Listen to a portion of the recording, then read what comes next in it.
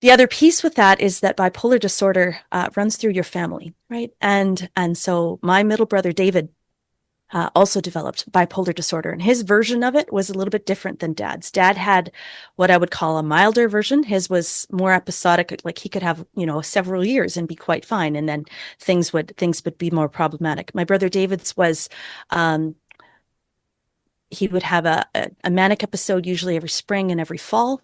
Um, you couldn't necessarily set your clock by it, but you were pretty sure that you knew what was coming. And he was an absolute delight. He had the best laugh. He was so generous. He was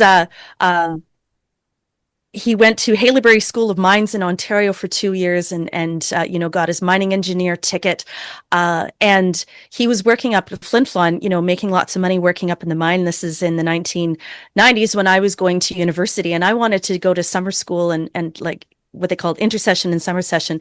And at the time, we didn't have a lot of money in the house. David, he's like, well, I've got money. And he wrote the check to USask, and I, was able to take those classes, right? Like he thought nothing of an incredibly generous, over the top guy. He also had all of the risk factors, right? He was unmarried, right? Single, no children. He had an illness that was quite severe and difficult to manage.